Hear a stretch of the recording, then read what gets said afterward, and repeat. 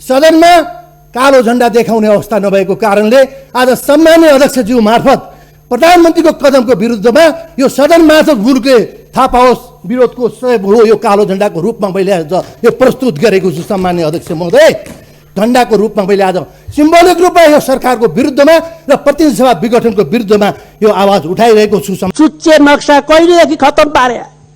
चुच्चे नक्सा कहिलेसम्म थियो?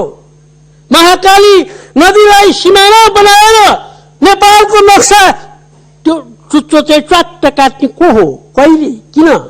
कसले काट्या? के मतलबले काट्या?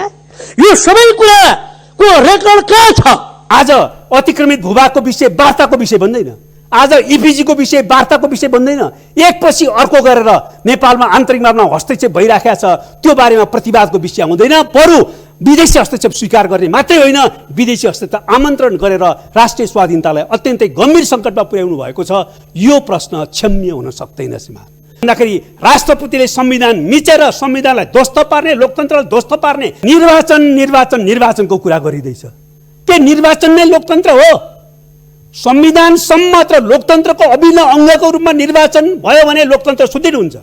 संविधानलाई मार्न, लोकतन्त्रको हत्या गर्न निर्वाचनको नाटक रोकिन्छ भने त्यो लोकतान्त्रिक हुन सक्दैन। त्यसो त ज्ञानेन्द्र पनि लोकतन्त्रको घोषणा, चुनावको घोषणा गरे, हामीले भाग लियौँ।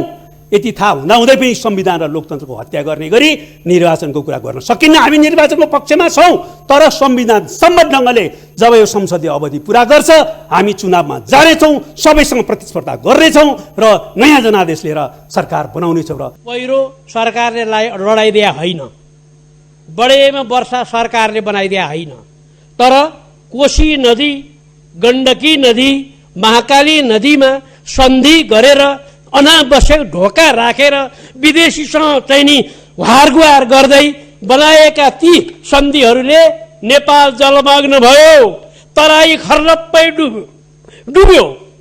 त्यो डुबान सम्बन्धमा अहिलेको सरकारले यो अवधिमा भारत सरकारसँग के कुरा गरेर यो रोक्ने काम गर्यो कि गरेन? फेरि डराएर थुरथुर भएर बस्यो?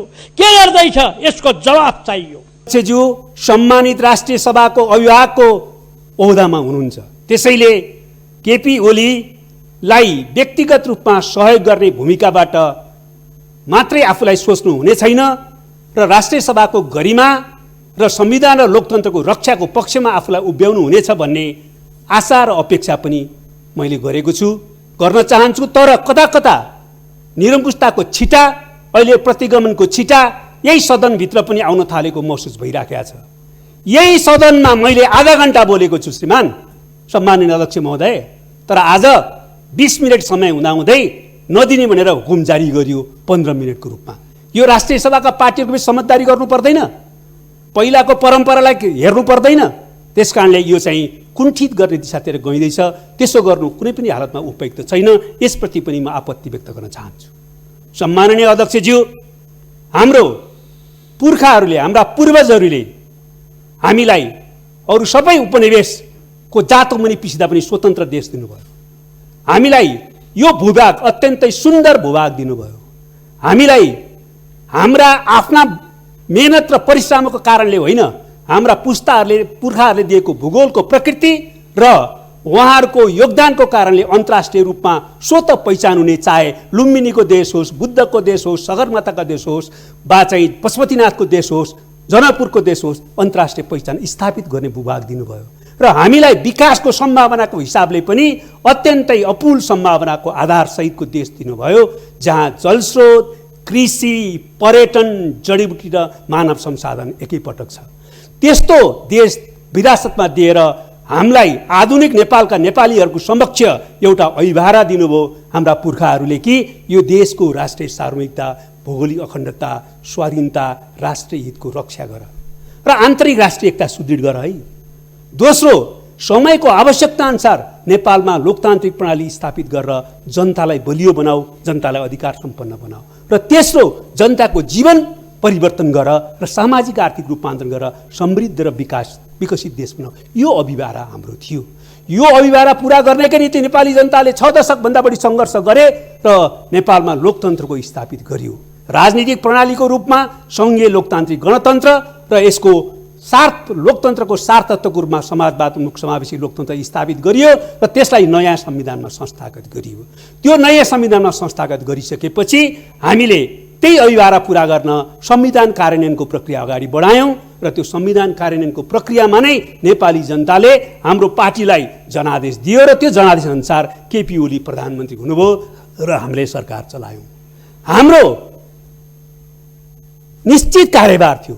हामीले राष्ट्रियताको रक्षा गर्नु थियो, लोकतन्त्रलाई कार्यान्वयन गर्नु पर्थ्यो, संविधानलाई कार्यान्वयन गर्नु पर्थ्यो, यसलाई अझ उन्नत बनाउँदै जानु पर्थ्यो र हामीले सामाजिक आर्थिक रूपान्तरण गरेर समृद्ध नेपाल बनाउने, सामाजिक न्याय स्थापित गर्ने र समाजवादको आधार तयार गर्ने काम गर्नु पर्थ्यो। तर केपी ओलीले आफ्नो नेतृत्वको सरकार मार्फत ठिक विपरीत दिशातिर लैजानु भयो र त्यस अर्थमा उहाँले चाहिँ संविधानको नाङ्गो उल्लङ्घन गर्नुभयो, लोकतन्त्रको धज्जी उडाउनु भयो, पुरै अध्यादेशको शासन चलाएर निरङ्कुश तन्त्र चलाउनु भयो, देशलाई भ्रष्टाचारको दलदलमा फ्याँक्नुभयो र देशलाई बर्बाद गर्ने दिशातिर जानुभयो। यसको कारण के हो? म समयको अभावको कारणले लामो व्याख्या गर्न चाहन्न। म अदालतसँग विचार दिनुभएको विषय केही विषयमा राजनीतिक रूपमा केही बहस गर्नेतिर जान चाहन्छु। तर यो कारण के हो कि केपी ओली यो ठाउँमा पुग्नुभयो? कारण के हो भने लोकतान्त्रिक दृष्टिकोण, चिन्तन र संस्कृतिको विरुद्ध उहाँ आत्मकेन्द्रित व्यक्तिवाद र चिन्तन र संस्कृतिको को शिकार हुनुभयो।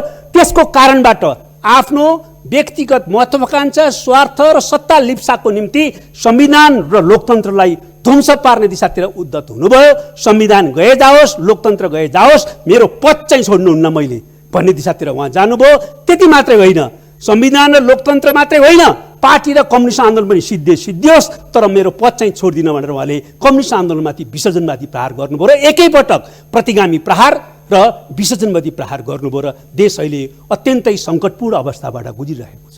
त्यतिले मात्रै उहाँले सक्नुहुन्थेन। संविधान र लोकतन्त्रका विरुद्ध जाने हिम्मत कसरी गर्नुभयो? कम्युनिस्ट आन्दोलनलाई ध्वस्त पार्ने योजना साथ प्रहार कसरी गर्नुभयो त भन्दाखेरि उहाँलाई आफ्नो व्यक्तिगत जुन प्रकारको लिप्सा थियो, त्यो लिप्साले नेपालमा विदेशी हस्तक्षेप आमन्त्रण गर्ने ठाउँमा पुर्यायो र विदेशीहरूको आन्तरिक मामलामा हस्तक्षेप गर्ने प्रक्रिया अगाडि बढ्यो र त्यसको योजना र मिलीभगतमा उहाँले अहिले संविधान र लोकतन्त्रमाथि आक्रमण गरिराख्नु भएको छ र उहाँले नेपाली कम्युनिस्ट आन्दोलनलाई पनि ध्वस्त गर्नुभएको छ। अहिले विकास र अरू प्रश्नमा मैले छलफल गर्न चाहन्न, तर म राष्ट्रियताको प्रश्नमा भन्न चाहन्छु, उहाँले राष्ट्रिय स्वाधीनतामाथि गम्भीर धोकाधडी दिनुभयो। उहाँको राष्ट्रियताको विषय एउटा पहिला जुन प्रकारको चर्चा परिचर्चाको विषय बनाउनु भयो त्यो धोका थियो र अहिले उहाँ पुरै राष्ट्रिय आत्मसमर्पणवाद र लम्पसारवादमा पुगिसक्नु भएको छ भन्ने प्रश्न भयो। आज अतिक्रमित भूभागको विषय वार्ताको विषय बन्दैन, आज इपिजीको विषय वार्ताको विषय बन्दैन। एकपछि अर्को गरेर नेपालमा आन्तरिक मामलामा हस्तक्षेप भइराखेको छ, त्यो बारेमा प्रतिवादको विषय आउँदैन। बरु विदेशी हस्तक्षेप स्वीकार गर्ने मात्रै होइन, विदेशी हस्तक्षेप आमन्त्रण गरेर राष्ट्रिय स्वाधीनतालाई अत्यन्तै गम्भीर सङ्कटमा पुर्याउनु भएको छ।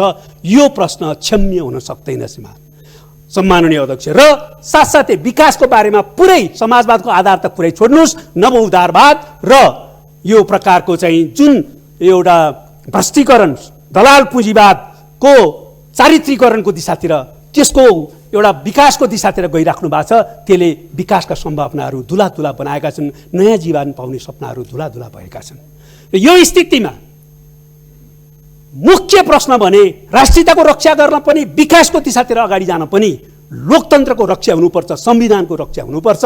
उहाँले त्यसैमाथि प्रहार गर्नुभएको छ र आज हाम्रो मुख्य कार्यभार प्रतिगमनको विरुद्ध सङ्घर्ष गर्नु, प्रतिगामी कदमलाई परास्त गर्नु, संविधान र लोकतन्त्रलाई क्रियाशील बनाउनु र यो प्रतिगामी कदमलाई निरन्तरता दिएर जुन प्रकारले सुनियोजित षड्यन्त्र भइरहेको छ यो देशमा विभिन्न शक्ति केन्द्रहरू सहित, त्यो षड्यन्त्रलाई असफल पारेर प्रतिगामी निरङ्कुश तन्त्र कुनै पनि हालतमा यो देशमा स्थापित हुन नदिनु नै हो।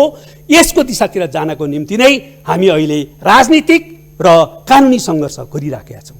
राजनीतिक रूपमा हामीले आफ्नो कुरा भनिराखेका छौँ र अहिले जनतालाई पनि हामीले आह्वान गरिराखेका छौँ। तर कोभिड-19 को महामारीको सीमाभित्र अहिले हामीले सडकमा धेरै ठुलो आन्दोलन सङ्घर्ष गर्ने स्थिति रहेन। त्यो सीमालाई ख्याल गरेर राजनीतिक सङ्घर्ष अहिले एउटा वा अर्को रूपमा अगाडि बढिराखेको स्थितिहरू छ भने मुख्य रूपले अहिले कानुनी सङ्घर्ष अदालतमा छ। सम्माननीय अध्यक्ष महोदय, अदालतमा विचाराधीन रहेको विषयमा अदालतले फेरि पनि संविधान सम्मत ढङ्गले नै फैसला गरेर संविधान र लोकतन्त्रलाई क्रियाशील गर्ने सही निर्णय गर्नेछ भन्ने कुरामा हामी विश्वस्त छौँ। र म भन्न चाहन्छु कि अहिले नेपालको संविधानमा अदालतले नै पहिला फैसला गरिसक्यो कि प्रतिनिधि सभा विघटनको कुनै प्रावधान छैन, गर्ने विषयाधिकार छैन। प्रतिनिधि सभा विघटनको अवस्था आउन सक्ने एउटा चित्रण गरिएको छ। त्यसकारणले प्रधानमन्त्रीलाई विषयाधिकार छैन।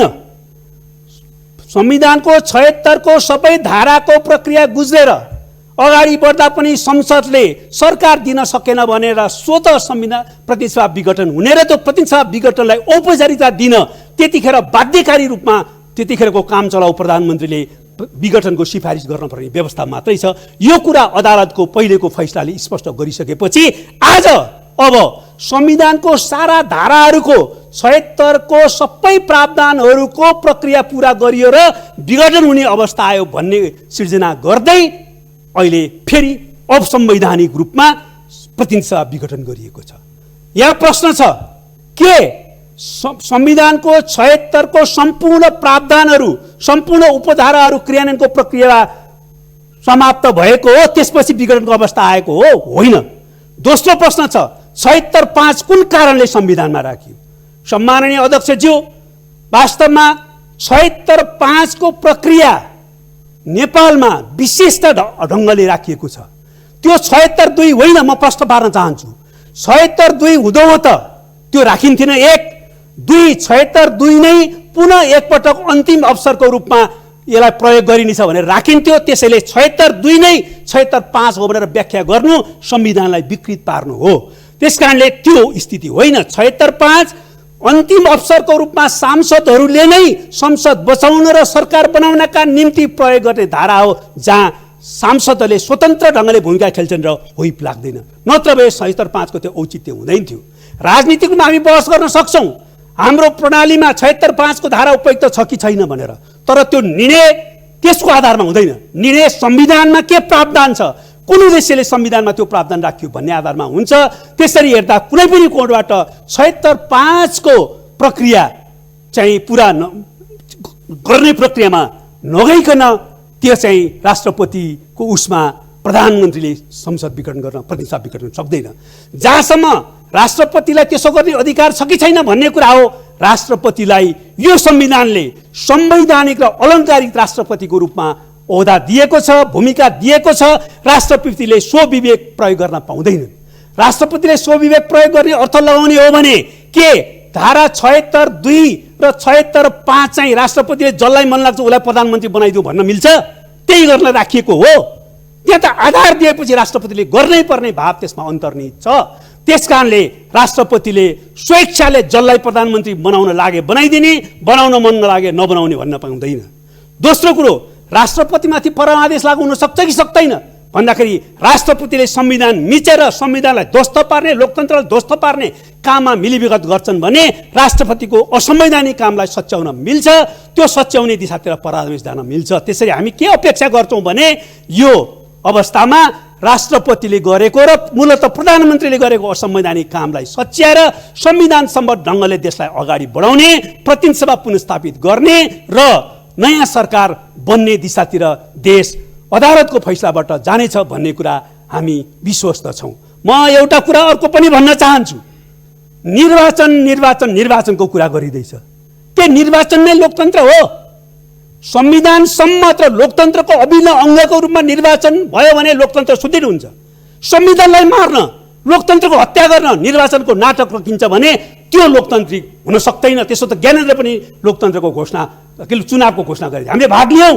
यति थाहा हुँदाहुँदै पनि संविधान र लोकतन्त्रको हत्या गर्ने गरी निर्वाचनको कुरा गर्न सकिन्न। हामी निर्वाचनको पक्षमा छौँ, तर संविधान सम्मत ढङ्गले जब यो संसदीय अवधि पुरा गर्छ हामी चुनावमा जानेछौँ, सबैसँग प्रतिस्पर्धा गर्नेछौँ र नयाँ जनादेश लिएर सरकार बनाउनेछौँ र संसद निर्माण गर्नेछौँ। सम्माननीय अध्यक्ष, यो कुरा प्रष्टै छ। अन्तमा म यो प्रतिगमनको कदमलाई असफल पार्ने क्रम सँगसँगै अहिले कोभिडका विरुद्ध एकताबद्ध हुने, खोप सारा जनतालाई उपलब्ध गराउनुपर्छ र कोभिडको अर्को लहरको तयारी हामीले गर्नुपर्छ। दलित समुदायमाथि भेदभाव र उत्पीडन अन्त गर्नुपर्छ। सामाजिक एकता र सद्भावको नाममा भेदभाव र उत्पीडनलाई जायज ठहराउने काम गर्नुहुन्न, तर त्यस अन्तर्गत रहेर सामाजिक एकतालाई सुदृढ गर्नुपर्ने हुन्छ। बाढी पहिरो पीडित जनतालाई उद्धार र राहतको प्रक्रिया अगाडि बढाइनुपर्ने हुन्छ। र त्यति मात्रै होइन, विकासको ढाँचा तयार गर्दा पनि हामीले अब बाढी पहिरो भूकम्प जस्ता जोखिमहरू जो हाम्रा अभिन्न अङ्ग बनेका छन् त्यसलाई ध्यान दिएर विकासको ढाँचा तयार गर्नुपर्ने हुन्छ। र साथसाथै म भन्न चाहन्छु, अहिले उद्धार र राहतको निम्ति हामीले पहिला नै त्यसबाट पुर्याउने जोखिमलाई ध्यान दिएर तयारी जोखिमको न्यूनीकरण गर्ने र समय र उद्धार र राहत पुर्याउने ध्यान दिनुपर्ने हुन्छ। र म अन्तमा भन्न चाहन्छु, अहिले संहितालाई पुरै व्यवस्था गरेर संहिताको हत्या गर्ने गरी र कालीगण्डकी तिनाउ डाइभर्सनको परियोजना अगाडि ल्याइएको छ। यो मिल्दैन सभामुखमा, संहिताको कोडबाट मिल्दैन, सम्बन्धित प्रदेशका समन्वय नगरिकन यो गर्न मिल्दैन। दोस्रो कुरा, यो विकासको समग्र योजनाको अङ्ग नबनाइकन भोट माग्ने अस्त्रको रूपमा अगाडि बढाएको त्यसो गर्न मिल्दैन सभामुख महोदय। त्यसैले संहिता स्पिरिट अनुसार माननीय शेखर कुमार सिंह, समय 3 मिनट। यसपछि सामान्य अध्यक्ष महोदय, सर्वप्रथम त राष्ट्रिय सभामा 2 जना नयाँ मान्यहरू निर्वाचित भएर आउनु भएको छ। उहाँ दीर्घनारायण पाण्डे र डाक्टर खिमलाल देवकोटालाई हार्दिक स्वागत गर्न चाहन्छु र उहाँको कार्यकाल पूर्ण सफलताको शुभकामना पनि व्यक्त गर्न चाहन्छु। कोरोना बाढी पीडित र पहिरोबाट मृत्यु हुनेहरूको ज्यान गुमाउनेहरूप्रति हार्दिक संवेदना श्रद्धाञ्जली व्यक्त गर्न चाहन्छु र कोरोनाको उपचारमा रहनुभएका सबैको सिधो स्वास्थ्य लाभको कामना गर्दछु र फ्रन्ट लाइनमा बसेर काम गर्नुहुने स्वास्थ्यकर्मी र सुरक्षाकर्मीहरूप्रति सम्मान गर्न चाहन्छु।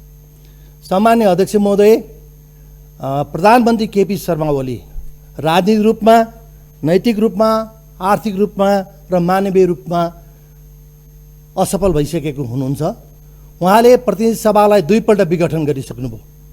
राजनीति एउटा हिजो 2/3 नजिकमा रहेको नेपाल कम्युनिस्ट पार्टीको सरकार उहाँको दम्बले, अहङ्कारले, उहाँले मुलुकमा गरेको भ्रष्टाचारका कारणले पार्टीभित्र विभाजन कोरिँदै गएर आज यो स्थितिमा, आज अल्पमतको सरकार चलाउनु पर्ने स्थितिमा हुँदा मैले अल्पमतको सरकार पनि चलाउन सकिनँ भनेर पत्रकार सम्मेलन गरेको केही मिनटभित्र म फेरि सरकारको अर्को पार्टीहरूले, अरू राजनीतिक पार्टीहरूले, सदनमा रहेका 5 वटा राजनीतिक पार्टीहरूले मोर्चा बनाएर एउटा प्रतिनिधि सभाको माननीय क्षेत्रको धारा 5 अन्तर्गत एउटा प्रतिनिधि सभाको माननीयले, जोसुकै माननीयले पनि प्रधानमन्त्रीको लागि बहुमत पुर्याएर सरकार गठन गर्न सक्छ भन्ने संविधानमा लेखिएको त्यो कुरा पुरा गरेर जाँदाखेरि अनि त्यसको भन्दा केही समय अगाडि प्रधानमन्त्री केपी शर्मा ओली 3टा पार्टीको समर्थन छ भन्दै मलाई जानुभयो र त्यस पछाडि पुगेका नेपाली काङ्ग्रेसका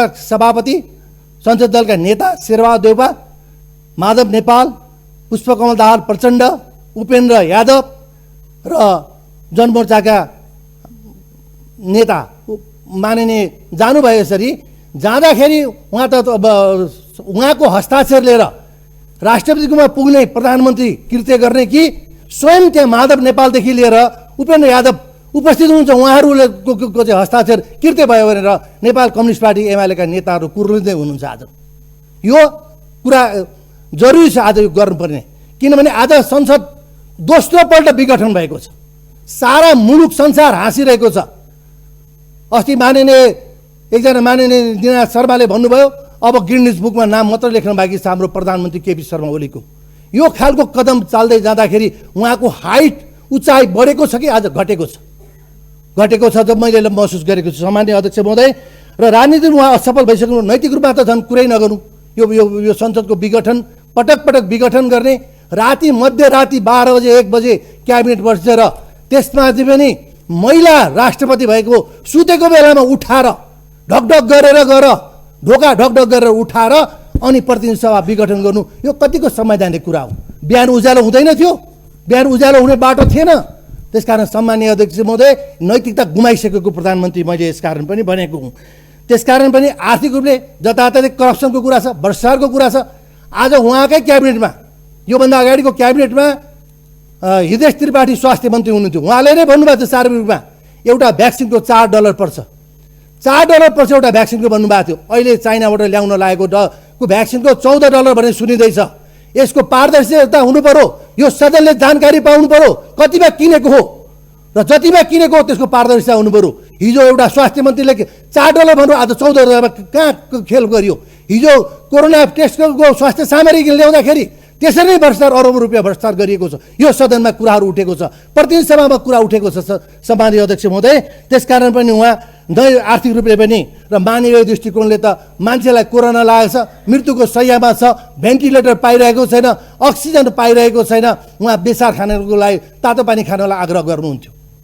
त्यसकारण उहाँ मानवीय दृष्टिकोणबाट पनि उहाँले आफ्नो सबै नैतिकता गुमाएको यो। त्यसकारण केपी शर्मा ओली असफल यो मुलुकको प्रधानमन्त्री हो भनेर घोषणा गरिदिँदै हुन्छ सम्माननीय अध्यक्ष महोदय। त्यसकारण मैले भने अर्को कुरा, उहाँले हिजो नेपाल कम्युनिस्ट पार्टी माओवादीका नेता प्रचण्डलाई बोकेर हिँड्दाखेरि प्रचण्डसँग हात हलाउँदै उसमा पार्टी एकता भयो भनेर हात मुठी बजार्दै आउँदाखेरि प्रचण्ड पथलाई उहाँलाई याद भएन। आज 5 दलको राजनीतिक गठबन्धन गर्दाखेरि नेपाली काङ्ग्रेस प्रचण्ड पथमा गयो भनेर उहाँ कुन मुखले, कुन नैतिकताले आज भन्दै हुनुहुन्छ? कुन मुख छ उहाँसँग? कतिवटा मुख छ बोल्ने? त्यसकारण कुन हिसाबले उहाँ बोल्दै हुनुहुन्छ आज यो? त्यसकारण सम्माननीय अध्यक्ष महोदय मार्फत उहाँको ध्यान दृष्टिकोण पुगोस्, यो कुरा पुगोस् भन्ने चाहन्छु म। र सामन्त गोयल जब इन्डियाबाट रका प्रमुख बालुवाटार छिरे, उनी बालुवाटारमा आउँदाखेरि उनले के खाना बोकेर आएका थिए, के डिनर खानुभयो प्रधानमन्त्रीले? हिजो यो हामीले सदनमा सङ्घीय संसदभित्र हामीले चुच्चे नक्सामा एकजना माननीय बाहेक सबै मानवले हस्ताक्षर गरेको चुच्चे नक्सा कहाँ हरायो? आज कहाँ गयो? उहाँकै क्याबिनेटको शिक्षा मन्त्रालयले प्रकाशन गरेको किताबमा आज चुच्चे नक्सा छैन। कहाँ गयो उहाँको राष्ट्रवादी? कहाँ गयो उहाँले देखाएको चुच्चे नक्सा? त्यो नक्सा चाहियो हामीलाई आज। त्यसै हिजो हामीले हस्ताक्षर गरेर मात्रै भएन, त्यो नक्साको खोजीमा हामी छौँ। सम्माननीय अध्यक्ष महोदय, अध्यादेश 3 वर्ष सरकारको प्रमुख हुनुभयो, प्रधानमन्त्री रहिराख्नुभयो, प्रधानमन्त्रीको कार्यभार सम्हालिराख्नुभयो, अनि नागरिकता विधेयक उहाँलाई ल्याउनु परेन त्यतिखेर।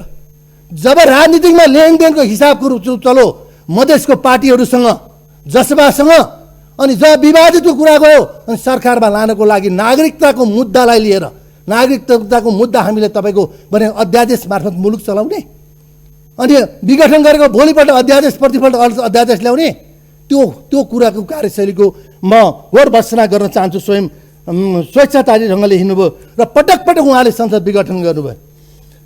सम्माननीय अध्यक्ष महोदय, म आज यो संसदको गठन भएदेखि यो सदनमा उपस्थित छु। म आजसम्म यो सदनमा यो रूपमा प्रस्तुत भएको थिइनँ। म आज अर्कै रूपमा, आज संसद विघटन गरिएपछि नेपालको संविधान मिचिसकेपछि प्रधानमन्त्रीले प्रतिनिधि सभा विघटन गरिसकेपछि लाखौँ मान्छे सडकमा कालो झन्डा बोकेर निक्लिनु पर्ने बेला थियो। संविधानलाई धोधा बनाएको विरुद्धमा निक्लिनु पर्ने थियो। तर 5 राजनीतिक गठबन्धनको कारणले, उनको सुझबुझको कारणले अहिले कोरोनाको बेलामा सडकमा निक्लेर जनतालाई जोखिम अवस्थामा पुर्याउनु हुँदैन भनेर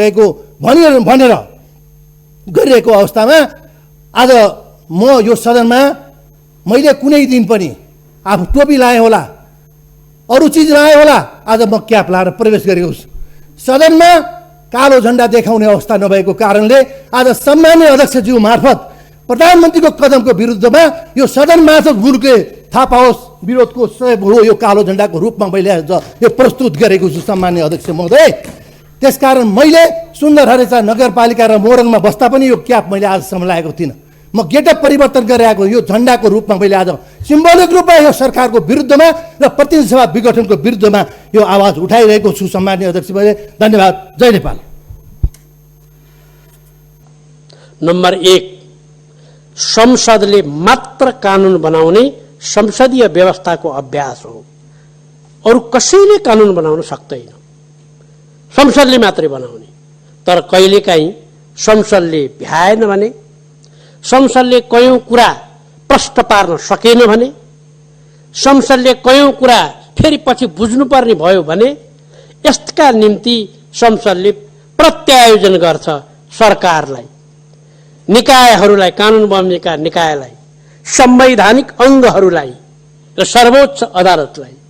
यसरी प्रत्यायोजित गरेको अधिकारलाई ती अङ्ग सहितको सरकारले दुरुपयोग गर्दै अल्टरनेटिभ एक्ट वैकल्पिक कानुन बनाइदिन्छ, ऐन बनाइदिन्छ, छुट्टै ऐनभन्दा ठुलो हुने गरी बनाइदिन्छ, संविधानलाई पनि अप्ठ्यारो पर्ने गरी बनाइदिन्छ भनेर त्यस कुराको गम्भीरतापूर्वक गहिरोसँग छलफल गरेर सरकारलाई र ती अङ्गहरूलाई खबरदारी गर्ने ऐन बमोजिम मात्रै प्रत्याशित विधायन बनाउनु, सहायक कानुन बनाउनु, त्योभन्दा नागेर नबनाउनु, ठिकसँग संविधान र ऐनहरूको मातहतमा रहेर मात्र बनाउनु भनेर राय दिने, सुझाव दिने, आवश्यक पर्दा निर्देशन दिने काम गर्दछ।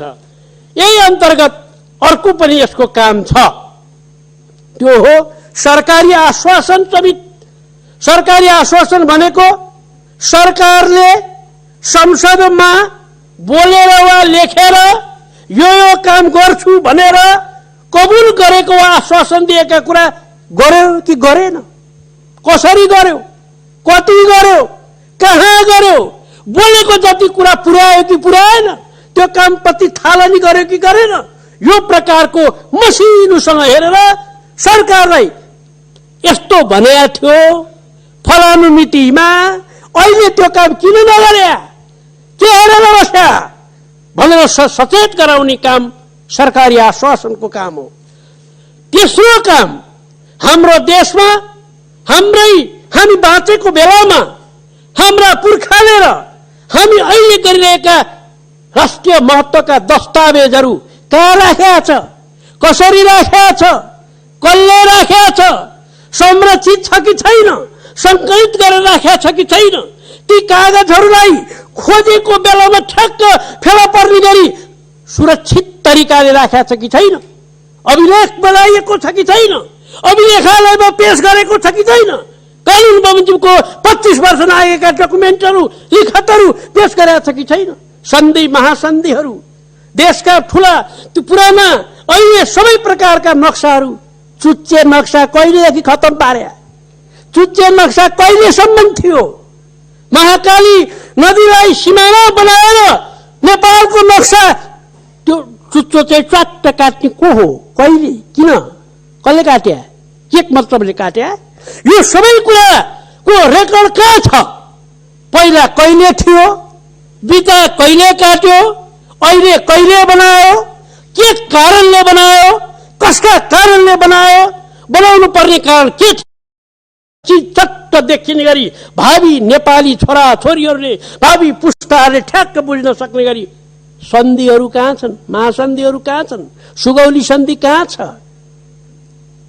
गोर्खा भर्ती सम्बन्धी सन्धि कहाँ छ, के छ, यो सम्पूर्ण कुराको ठिक तरिकाले राख्यो कि राखेन, संसदले बनाएको कानुनको अभिलेख कहाँ छ, संसदीय अभिलेखालय छ कि छैन, संसदीय पुस्तकालय छ कि छैन, ती सम्पूर्ण कुराहरू कहाँ छन् भनेर हेर्ने काम, सचेत गराउने काम पनि यो समितिको हो।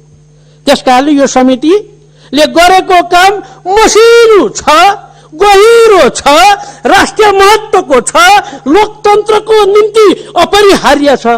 त्यसैले अध्यक्ष महोदय, यो प्रतिवेदन हामीले 119 पेजको प्रतिवेदन बनायौं, गम्भीरताका पूर्वक अध्ययन गरेर, अनुगमन गरेर राष्ट्रिय महत्त्वका सम्पूर्ण स्थलहरूमा भए जति ठाउँमा जाने गर्यो। तर कोभिड-19 भन्ने रोगले संसारलाई नै दबदबा पार्या हुनाले हामी पनि यसबाट अछुतो रहन सकेनौं। हामीले जति गर्नुपर्ने थियो त्यो गर्न सकेनौं।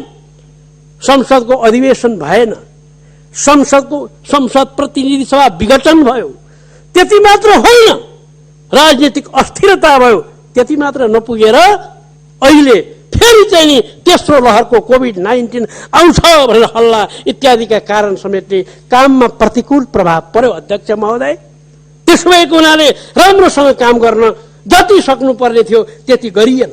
तैपनि हामीले धेरै ऐनहरू हेर्यौं, शिक्षा ऐनलाई, विद्युत ऐनलाई, प्रतिनिधि सभा निर्वाचन सम्बन्धी ऐनलाई, सहकारी ऐनलाई, जनस्वास्थ्य सेवा ऐनलाई, वातावरण संरक्षण ऐनलाई मसिनोसँग अध्ययन गरौं, सरकारलाई निर्देशन दिउँ, अबदेखि ऐन मिचेर यस प्रकारका काम गर्नु भएन। भन्यौं।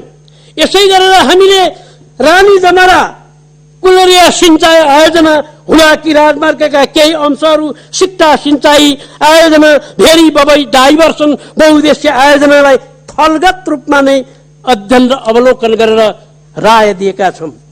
यसै गरी हामीले भक्तपुरको दरबार संग्रहालय, मदन पुरस्कार संग्रहालय, योगी नरहरिनाथ स्मृति पुस्तकालय, राष्ट्रिय संग्रहालय, नारायणी दरबार संग्रहालय, नेपाली सेना जंगी अड्डाको पुस्तकालय र पृथ्वीनारायण शाह अध्ययन केन्द्र, हनुमान ढोका संग्रहालय, पाटन संग्रहालय, लुम्बिनी स्थित भगवान गौतम बुद्धको जीवनसँग सम्बन्धित विभिन्न ऐतिहासिक पुरातात्विक स्थलहरूको अध्ययन भ्रमण गरेर त्यसको पनि ठोस ठोस प्रकारले प्रतिवेदन दिएका छौं। अब यो प्रतिवेदन दिने, यत्रो सभा गर्ने अध्यक्ष महोदय, यत्रो समय खर्च गर्ने, यत्रा मान्यहरू लाग्ने, यत्रा काम हुने, अनि यो प्रतिवेदन चाहिँ ट्वाक्रेक्क थन्क्याइदिने भयो भने के होला? त्यस कारणले यस्तो प्रतिवेदनलाई सरकारले गहिरोसँग अध्ययन गरोस्, मनन गरोस्, यसलाई कार्यान्वयन गरोस्। हामी फेरि अनुगमन गर्छौं र कार्यान्वयन गरेन भने फेरि हामी सरकारले गरेन भनेर यही सदनमा आउँछौं। यही भएको हुनाले यसरी हामीले जुन प्रकारले राष्ट्रिय गौरवका आयोजनाहरूदेखि लिएर राष्ट्रिय महत्त्वका पुरातात्विक विषयहरूलाई गम्भीरतापूर्वक अध्ययन गरिएर यस प्रकारको प्रतिवेदन दिएका छौं। यस्तो जटिल परिस्थिति, अघि मैले व्याख्या गरेको जटिल परिस्थितिमा पनि 56वटा बैठक बसियो। अघि मैले घुमेका ठाउँ भनेका ठाउँहरूमा अनुगमन र निरीक्षण गरियो, अनि त्यहाँ सचेत गराउने काम समेत गरियो।